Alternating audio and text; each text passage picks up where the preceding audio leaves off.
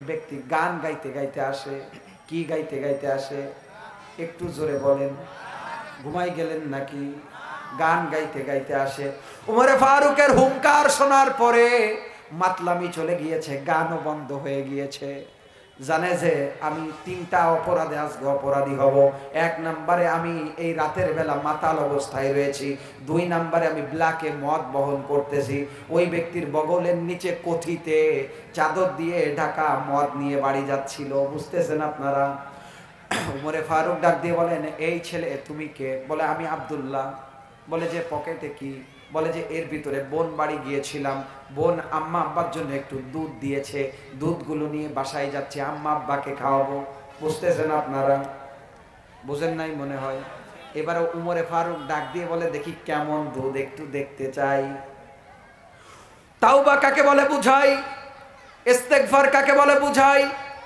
মুহূর্তের মাঝে সময়ও পাই নাই, আস্তাগফিরুল্লাহ পড়ে নাই, শুধুমাত্র ভয় এসেছে মালিক আমি যার সামনে পড়েছি আজকে তো আমার আর বাঁচা নাই। এক মিথ্যা বলেছি, দুই মদ বহন করেছি, বলেছি দুধ, তিন হচ্ছে আমি মাতাল অবস্থায় রয়েছি। এই যে সব অপরাধ আজকে তো আমার মারিয়ে ফেলবে। কারণ উমরের ভয়ে শয়তান পর্যন্ত ওই রাস্তায় যায় না।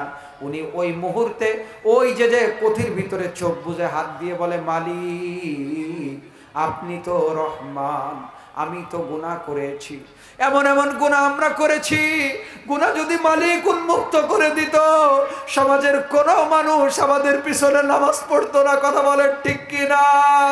এমন এমন অপরাধ করেছি আমার ছোট্ট বোনটাকে কেউ বিয়ে করতে আসতো না। এমন এমন অপরাধ করেছি আমাদের ছোট্ট বাবা ছেলে মেয়েকে কেউ বিবাহ করতো না।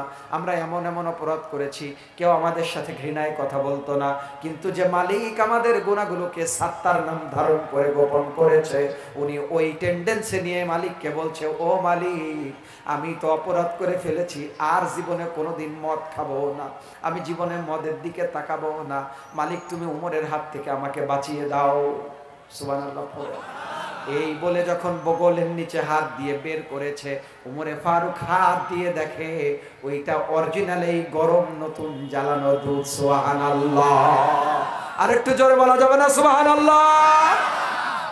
তাইলে মালিক আমাদেরকে মাফ করতে পারে কি পারে না? একটু জোরে বলেন, পারে কি পারে না?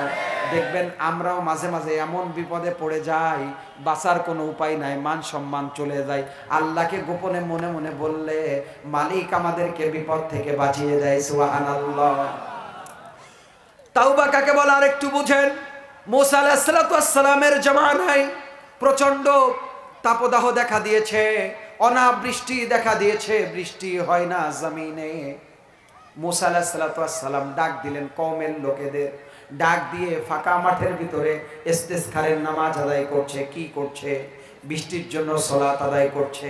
মুসা আলাইহিস সালাম সালাত আদায় করার পরে সবাইকে নিয়ে দোয়া করছে, মালিক এই জমিনে একটু বৃষ্টি দেন। আপনি তো বলেছেন ওয়ানজালা মিনাস সামাই মাআন ফাখরাজা বিহি মিনাস সামারাতি রিজকাল লাকুম। চিৎকার দিয়ে পড়ুন আল্লাহু আকবার। আল্লাহ তাআলা আসমান থেকে বৃষ্টি বর্ষণ করে, জমিনে সব সরিষা ফসল উৎপন্ন হয়, আমাদের খাদ্যদ্রব্য উৎপন্ন হয়। ও মালিক আমাদের এই জমিনটা একটু বৃষ্টি দিয়ে আপনি একটু ঠান্ডা করে দেন। মুসা আলাইহিস সালাম আল্লাহর পয়গম্বর, আকাশ থেকে ডাক দিয়ে বলে, মুসা তোমার এই কওমের ভিতরে এই মাত্র জেনা করে ফরজ গোসল সামনে নিয়ে এসে বসেছে। এক নম্বরে জেনা করেছে পরের স্ত্রীর সাথে, দুই নম্বরে গোসলও করে নাই। এই নাপাক ব্যক্তি থাকলে আমি বৃষ্টি দিব না। আপনারা জানেন মুসা আলাইহিস সালাম একটু রাগী ছিল। মুসা আলাইহিস সালাম বলেন, আল্লাহ মোনাজাত করব পরে, আগে ফাজিলদারে দেখেন।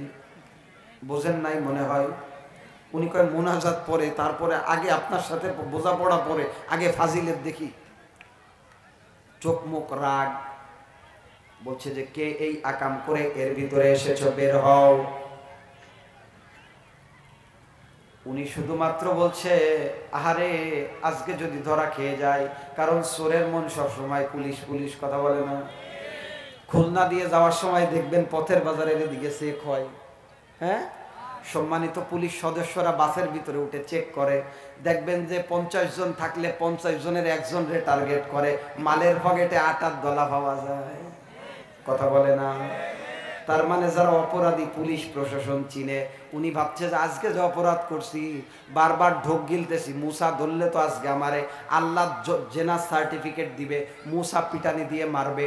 ওই মুহূর্তে মুসা আলাইহিস সালাম চিৎকার দিচ্ছে, উনি একবার মালিকের দিকে তাকিয়ে মাথা নিচু করে বলছে, মালিক আমি তো শয়তানের ধোঁকায় পড়ে জিনা করে ফেলেছি।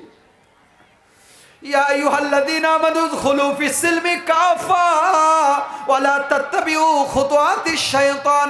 ও পৃথিবীর মানুষ শুনে নাও, আমি আল্লাহ তাআলা বলে দিলাম, O we who have believed into Islam completely and perfectly, do not follow the footstep of devil. Devil is clear enemy. Do not follow the footstep of devil. ডিভিলের শয়তানের পদাঙ্ক অনুসরণ করো না।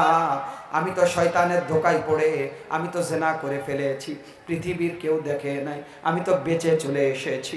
কিন্তু এখন যদি আমি এই মজলিসে ধরা পড়ে যাই, আমার মান সম্মান থাকবে না, মালিক আর জীবনে জিনা করব না। ও মালিক তুমি ছাড়া আমার কেউ নাই। ওনার মুনাজাতও করা লাগে নাই, অন্তর দিয়ে যখন দোয়া করছে, আমার মালিক গগনে কালো মেঘ ছেয়ে দিয়ে ওইখান থেকে রহমতের বারিধারা বর্ষণ করা শুরু করছে।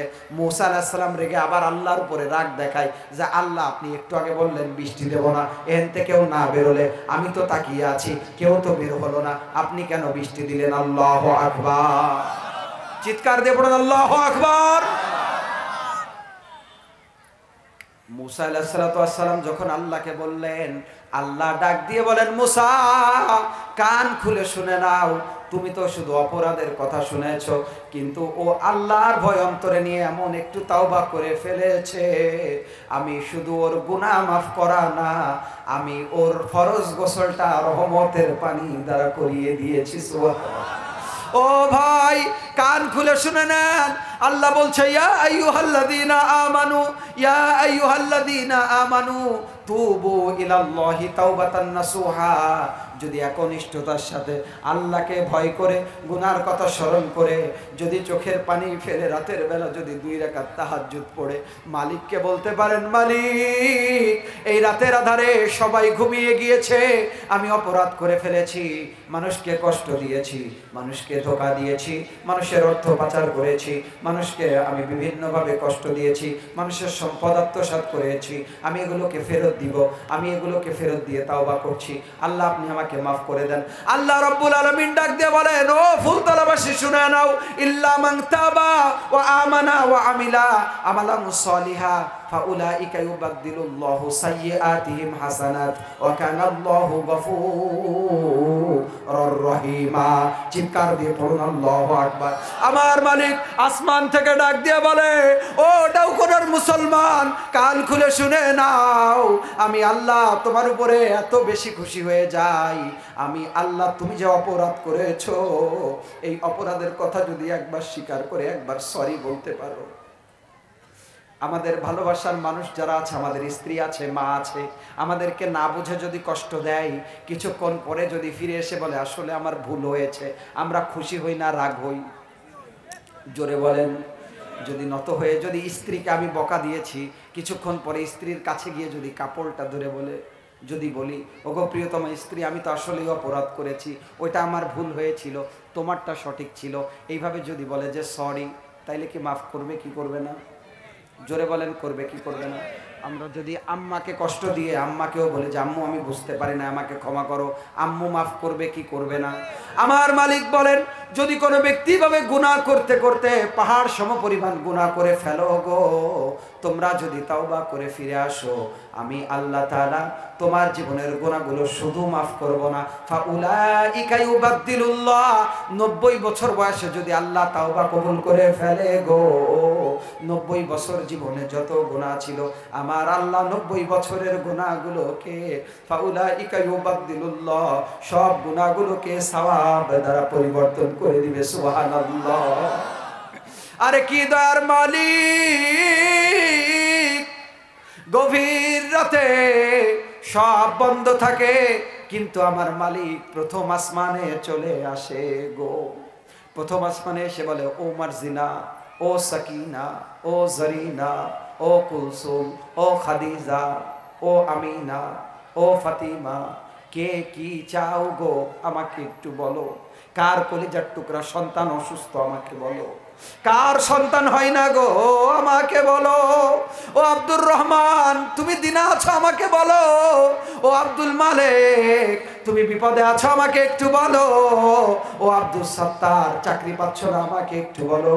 ও আব্দুর রহমান পড়ছো কিন্তু হাফেজ হতে পারো না আমাকে একটু বলো। ও আব্দুল মালিক তোমার সম্পদগুলো মানুষ ভক্ষণ করছে আমাকে একটু বলো। আমি তোমার কারণে প্রথম আসমানে নেমে এসেছি, ঘুমাইও না আর ঘুমাইও না, আমাকে একটু তোমার মনের ব্যথাগুলো একটু বলো, আমাকে একটু তুমি বলো। কোনো ব্যক্তি যদি শেষ রাতে যদি ওযু করে ঘুম ভাঙার পরে 2 রাকাত নামাজ পড়ে সেজদায় গিয়ে সুবহানা রাব্বিয়াল আলা, সুবহানা রাব্বিয়াল আলা, সুবহানা রাব্বিয়াল আলা এইভাবে 3 বার পাঠ করবার পরে 5 বার পাঠ করবার পরে বাংলাতে যদি বলে মালিক আমি আজকে অর্থের অভাবে মরতেছি, আমি আজকে ভালো চাকরি পাচ্ছি না, ও মালিক আমার শরীরে ভয়ানক ব্যাধি বাসা বেঁধে গিয়েছে, আমার শরীরে ডায়াবেটিস দেখা পড়েছে, আমার শরীরে থাইরয়েড দেখা পড়েছে, আমার লিভারে সমস্যা হচ্ছে, আমি ভালো চাকরি করতে পারছি না, আমার এই সমস্যা সেই সমস্যা, এগুলো যদি বাংলায় মালিকের সামনে বলা যায়, আমার মালিক কপালে চুমু দিয়ে দোয়াকে কবুল করে নেয়। একটু জোরে বলেন সুবহানাল্লাহ। কারণ ও ভাই আমাদের এই পৃথিবী তো ক্ষণস্থায়ী। আমি অনেক বাবাকে দেখেছি যে বাবা নিজে মসজিদে টাকা দান করে না, কারণ সন্তানের কম পড়ে যাবে বলে। আমি আমার নিজের মাকে দেখেছি, আম্মাকে বলি যে আম্মা 10টা টাকা তুমি মসজিদে দিয়ে দাও, মা বলে যে না 5 টাকা রেখে দিই, তো ছোট্ট ভাই স্কুলে যাওয়ার সময় নিয়ে যাবে। মার কি দরদ সন্তানের উপরে। আমি মাকে ডাক দিয়ে বললাম, ও মা তুমি যদি 10টা টাকা আল্লাহর রাস্তায় তুমি দান করতে পারো, আল্লাহ তোমার কবর জগৎটা সুন্দর করে দিবে গো। মা ডাক দিয়ে বলে, ও সন্তান জীবনে তুমি যখন পেটের ভিতরে ছিলে নিজের ইচ্ছাগুলোকে ত্যাগ করেছি, তুমি যখন সন্তান প্রসব করে এসেছো মানুষগুলো বাইরে ঘুরতে গিয়েছে, তোমার ঠান্ডা লাগবে বলে আমি যাই নাই, আমি না রাতে ঘুমাই নাই, তোমার বাবাও তোমার পাশে ছিল না, তোমার বাবা বাইরে অনেক কষ্ট করেছে, আমি মা নিজে কোলের ভিতরে নিয়ে তোমাকে লালন পালন করেছি, আমি নিজে মা কখনো ভালো খাই নাই, অভাবের সংসার ছিল, পাশের বাড়ি থেকে কোনো খাবার দিলে নিজে মা খাইতে ইচ্ছা করলেও খাই নাই, পকেটে করে নিয়ে এসেছি, তোমার বাবাও ওই কাজগুলো ওই করেছে। এখন আমি জানি আমি যদি দান করি আমি ঠিকমতো ওই সময় নামাজও পড়তে পারি নাই, তোমার কাজ করতে গিয়ে পরের খেতে কাজ করে আমি জোহরের নামাজ কাজা করেছি, আমি জানি এখন যদি 10টা টাকা মসজিদে দিই আমার কবর জগৎটা সুন্দর হবে। কিন্তু সন্তান আমি আখিরাতকে প্রাধান্য তো দিই, কিন্তু তোমার উপরে আখিরাতকে প্রাধান্য দিতে পারি না, তোমার এই জীবনটাকে সুন্দর করতে চাই। এভাবে করে নিজের বাবা মা কত ত্যাগ করে আমাদেরকে জমিনের উপরে রেখেছে, কিন্তু এই পৃথিবী বড় স্বার্থপর, এই পৃথিবী বড় স্বার্থপর, এই পৃথিবী বড় স্বার্থপর। ওই মা যখন মারা যায়, ওই বাবা যখন মারা যায়, সন্তান মা বাবার লাশের পাশে একটা রাত থাকতে পারে না। মা যখন মারা যায় অন্ধকার গহীন কবরের ভিতরে রেখে সন্তান চলে আসে, মা নিজে একা বাসায় জীবিত থাকতে ঘুমাইতে পারতো না, প্রচন্ড ভয় করত গো। মাহফিল থেকে বাসায় ফিরলে আমার মা একা বাসায় থাকে, মাঝে মাঝে আমাকে ফোন দিয়ে বলে আব্বা একটু কষ্ট হইলেও বাসায় চলে এসো, আমি একা ঘুমাইতে পারি না। অথচ ওই মা ওই বাবা মারা গেলে বাঁশবাগানের নিচে একা ঘুমায়। তুমি সন্তান তোমার কি একটা বার মায়ের কথা মনে পড়ে না? তুমি কি আল্লাহকে সেজদা দিয়ে একটা বার বলতে পারো না মালিক আমার আম্মা দুনিয়া থেকে চলে গিয়েছে,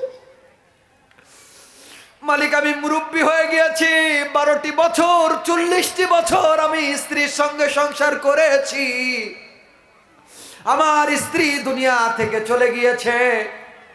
ও ভাই তুমি কি বলতে পারো না আমার দাদা বেঁচে ছিল, দাদা মাহফিলে হাত ধরে নিয়ে এসেছে, আমার দাদা দুনিয়াতে নাই, তুমি কি বলতে পারো না? ও ভাই তুমি বলতে পারো না আমার আব্বা বেঁচে ছিল, আমাকে ভালো রাখতে গিয়ে ঠিক মতো নামাজ পড়তে পারে নাই, আমার আব্বা আমাদেরকে আমার ভাই বোনদেরকে ভালো খাওয়াইতে গিয়ে সুদ ঘুষের সাথে জড়িয়ে গিয়েছিল, আজকে আমি বেঁচে আছি, আমার আব্বা কবরে চলে গিয়েছে। কোরবানির ঈদ আসে, সবাই কোরবানি করে, আমিও কোরবানি করি। এক টুকরা মাংস, এক টুকরা গোস্ত, আমারও ইচ্ছা করে আমার গরিব মাটা ছিল গো, আমি জীবনে কোরবানি দিতে পারি নাই, এখন বড় গরু কিনে কোরবানি করি। আমার মা কবরে, আমি আমার মাকে একটা গোশ খাওয়াইতে পারি না, আমার মাকে একটা ভালো শাড়ি কিনে দিতে পারি না, আমার বাবাকে ভালো একটা লুঙ্গি কিনে দিতে পারি না, আমার মাকে আমি কিছু দিতে পারি না, কারণ আমার মা দুনিয়াতে বেঁচে নাই। দয়ার মালিক ডাক দিয়ে বলেন, ও পৃথিবীর মানুষ শুনে নাও, ও আম্মাসা ইলা ফালা তানহার। চিৎকার দিয়ে পড়ুন আল্লাহু আকবার, আর একটু চিৎকার দিয়ে পড়ুন আল্লাহু আকবার। দয়ার মালিক ডাক দিয়ে বলেন, প্রার্থী যখন আসে খালি হাতে ফিরিয়ে দিও না। মায়ের বয়সে একজন মানুষ এসে যদি হাত পাতে, ফিরিয়ে দিও না। মায়ের মুখের দিকে তাকিয়ে ওই মহিলাকে তুমি যদি দান করতে পারো গো, আমার আল্লাহ কবরে তোমার মাকে ভালো রাখবে। সুবহানাল্লাহ। একটা লুঙ্গি কিনতে পারো না, লুঙ্গি কিনতে পারো না, তুমি যদি ওই অর্থটা যদি আল্লাহর কোরআনের জন্য ব্যয় করো, একটা লুঙ্গি কেনা পয়সা যদি কোরআনের জন্য দান করো, বিশ্ব নবী বলেন জান্নাতের পোশাক দিয়ে কবরের ভিতরে পরাইয়া দিবে। সুবহানাল্লাহ। আমার প্রিয় ভাইরা, আম্মা কত আদরের ছিল, আব্বা কত আদরের ছিল। আম্মা আব্বা কত আদরের ছিল, কলিজার টুকরা নয়নের পুতুলি ছিল।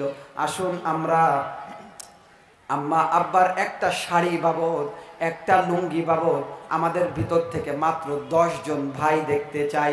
1000 টাকা করে দিবে কবরবাসী আম্মা আব্বার জন্য। 10 জন ভাই দেখতে চাই, একটু হাত তুলে দেখান। বাকি হইলেও হবে, নাম লিখাই দিবেন। মাত্র 1000 টাকা করে 10 জন ভাই আল্লাহর কোরআনের জন্য, মাহফিলের জন্য 10 জন ভাই দেখতে চাই। এই কাগজ কলম লাগবে, এই কাগজ কলম লাগবে। আমার প্রিয় ভাই।